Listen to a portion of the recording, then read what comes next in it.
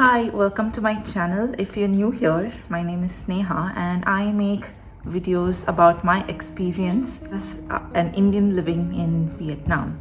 So if you are someone, an Indian who's planning to move to Vietnam or even visit Vietnam, or just someone that is curious about Vietnam, then I think you should subscribe so that you can get more of my content.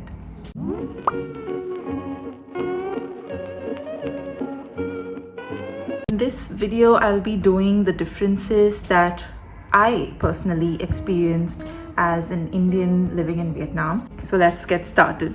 I think this is a no-brainer that coming from anywhere else around the world, when you first go to another country, the first thing that you notice is the language and the language barrier. Now, I'm someone who loves learning new languages and I am in the process of learning Vietnamese. But unlike certain languages that we speak in India, which are easier to learn because it's just the word and the meaning. But in Vietnamese, it's not like that. It's not just the word and the meaning. A word can have many different meanings based on how you pronounce them. So Vietnamese is a very tonal language, and the way you pronounce them, if you go higher the pitch or lower, or just cut it short, it all depends on that. Actually, the person listening can mistake one word for the other very easily, and that's why a lot of the times when we as foreigners try to speak in Vietnamese, they find it difficult to understand. It's not because our Vietnamese is bad, it's because the way we pronounce it, the accent, everything matters. One area where I found the most difference was food, and mainly speaking, not the food itself, but the cost of the food. We Indians have a lot of curry and rice, especially since I'm a South Indian. So the flavor of our food is much more intense than the flavor of the Vietnamese food. Vietnamese food is more brothy. So for me, what I struggled with when I first came here is that even though I had food, Vietnamese food, at that moment I felt full. But then in half an hour or 1 hour, I was hungry again. And that happens only because I'm used to eating heavy Indian meals. The next difference that I found here is milk. Now, I'm someone who loves dairy products. I love milk. I can literally go through an entire carton of a 1 liter milk box in one day. In Vietnam, you do get milk, you do get cheese and yogurt and stuff like that. But I found it comparatively a little bit more expensive than India. Now, I think in India, depending on the region you stay, the cost varies. Here, 1 liter of milk is around 100 to 180, and it can go even more expensive than that. So you need to make your own paneer, you need to buy ghee, which is super expensive.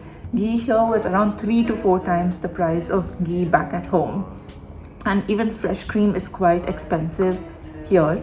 So if you're coming to Vietnam and if you're planning to live here, just know that milk products can be a little expensive, and things like paneer will not be easily available unless you're staying somewhere like Ho Chi Minh City, where there are more Indians, so you do have access to paneer, but not at local supermarkets.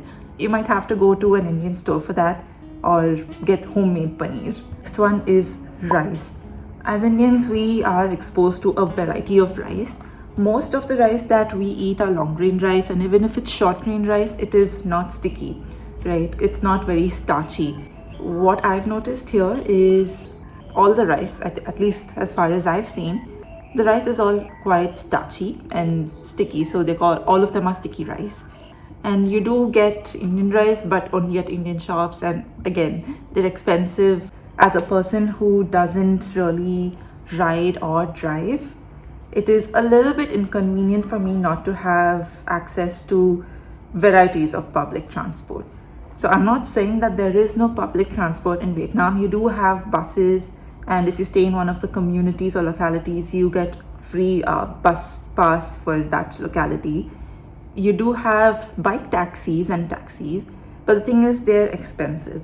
Bike taxis are okay. It's like how much your normal cab would cost in India.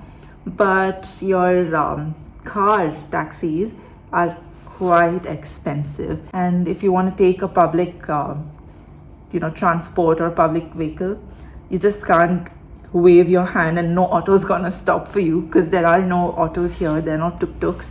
Everybody has a private bike. The only public transport available right now is buses, and apart from that, they have opened one line of metro, but I heard that people still prefer having their own bikes and riding away. In that sense, it is a little bit of a hassle, especially if you stay a little outside Hanoi, like where I stay. You don't really get public transport in this area. You have to go to a place where there is public transport and then take the buses. And even if you do, sometimes there's a little bit of a trouble trying to understand and read where you're going because of the language barrier. And I think this would be the last thing that I observed as an Indian in Vietnam, the last difference. Some ingredients are not easily available. I think it has more to do with the area and the location that you're in. Now, in areas like Teho or places where there are more expats, you will get more varieties of ingredients. Now, automobiles are expensive in Vietnam, especially cars.